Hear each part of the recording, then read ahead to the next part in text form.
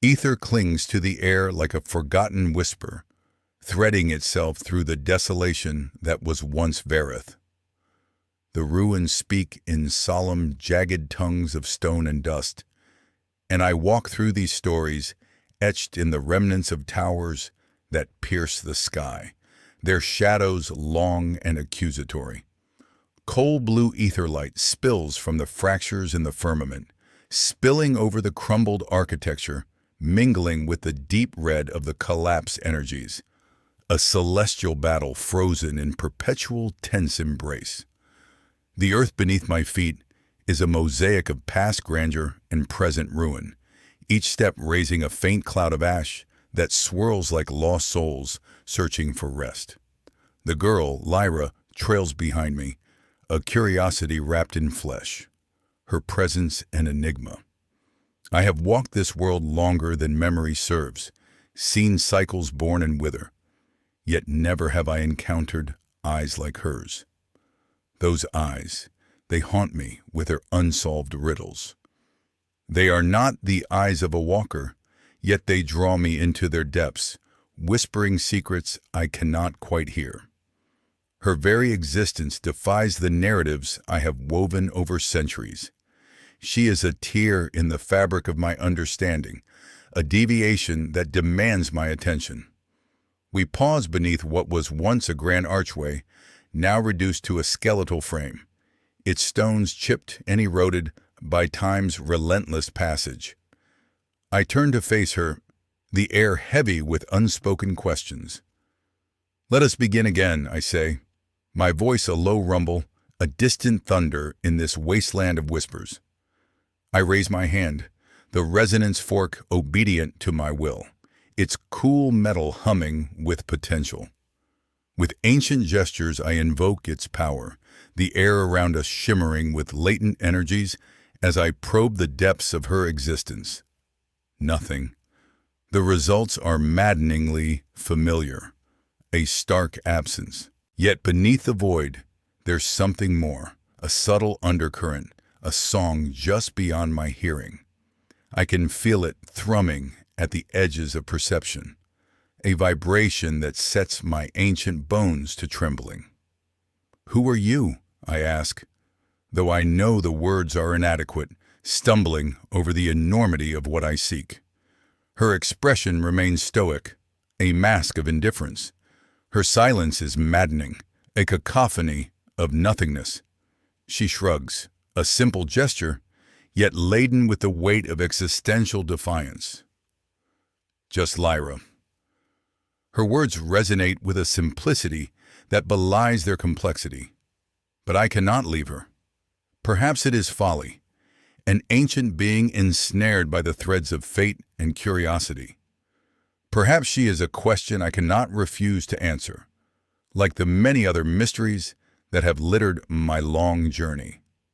The world is a vast tapestry of enigmas, and in my long years, I have learned that some threads must be pursued.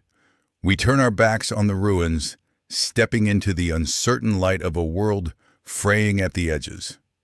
As we tread through the ash-covered streets, the scarred earth groans beneath our feet. The landscape is a ghost of its former self, echoes of life lingering in the abandoned vestiges of civilization. Shadows stretch across what were once bustling avenues, now silent as the grave. I pull the resonance fork from my robe once more, its metal a solid certainty in an uncertain universe. The device has been my guide through countless realms, my companion in detecting the imperceptible shifts of reality. Yet as we move, the fork trembles with a new rhythm, a vibration that is foreign and insistent, a note out of harmony. The tear reveals itself as a fracture in the air, a jagged scar of dimensional energy, pulsating with the hues of a bleeding sunset. The fork dances within my hand, resonating with a frequency it has never known. An anomaly, a gateway that defies the normalcy of our broken reality. It is not closing, as it should, but opening wider, a maw that beckons with the promise of revelation or ruin. I stop, breath shallow, as if the very air has thickened with impending revelation. Lyra stands beside me, her eyes widened, reflecting the tear's ominous glow. My mind races, calculations and ancient lore colliding with the immediacy of the unknown. This is unprecedented, dangerous. "There is something," Lyra whispers, her voice a thread of sound against the tremulous air, a breeze stirring the stagnant dust. Her words thread through the tension, a syllable of truth in a world of half-lies. Indeed, there is something on the other side of the tear, a presence that pushes against the edges of perception, a sentience waiting in the silence of the void. It feels old, older than the ruins, older than the order of walkers, a timeless thing wrapped in the cloak of eternity. The tear pulses again, its rhythm matching the heartbeat of a dying world. We stand bound by the moment, the knowledge that beyond this breach lies something uncharted, something that could unravel what remains or sew it anew. We wait, my mind a storm of thoughts attempting to decipher the vision before us. The tear expands, its light a beacon and a warning, promising only one truth. Something awaits us through the veil, a new path or the end of all paths. In this place, beneath the broken sky, we stand on the threshold of the unknown. And something on the other side watches us with intent, a guardian or a monster, its desires and designs cloaked in mystery. And yet, there's a pull in my chest, an irresistible force drawing me towards the tear as though it recognizes me, beckoning me home or to my doom. I glance at Lyra, her gaze locked on the tear, her expression a mix of fear and wonder. "What now?" she asks, her voice barely more than a breath. What now, indeed? The weight of decision presses upon me, a burden I have borne countless times before. But this time, it feels different, heavier, as if the choice carries the fate of more than just ourselves. "We cannot ignore it," I say finally, my voice carrying the edge of inevitability.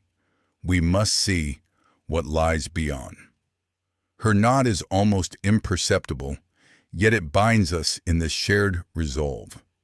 Together we step forward, the tear's light washing over us, its energy a tangible presence against our skin.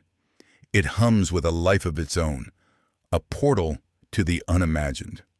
I reach out with the resonance fork, feeling its vibration intensify, a crescendo in the symphony of existence.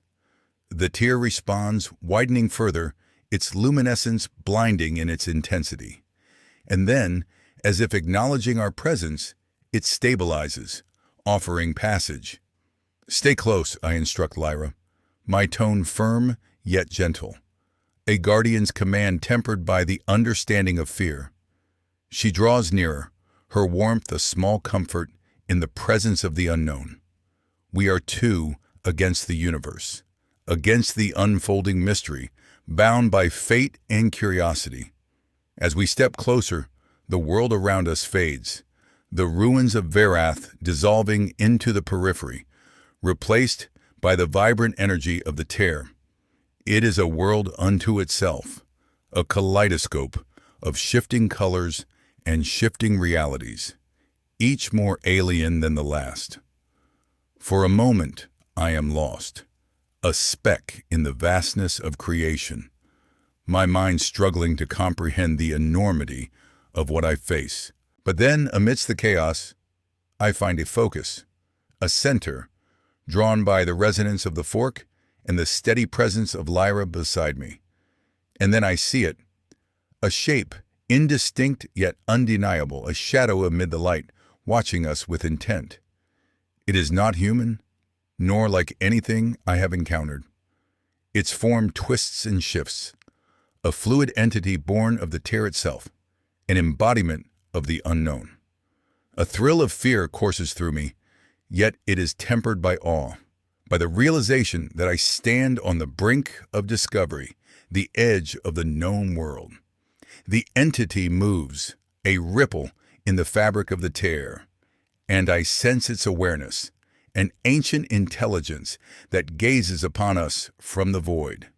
It waits, the final beat of the dying world echoing in the tense silence. And we, two souls adrift in the cosmos, await the unfolding of destiny. In this place, this moment, we are drawn inexorably forward into the heart of the mystery. And whatever awaits us on the other side of the tear, we will face it together, seekers of truth in a world of shadows.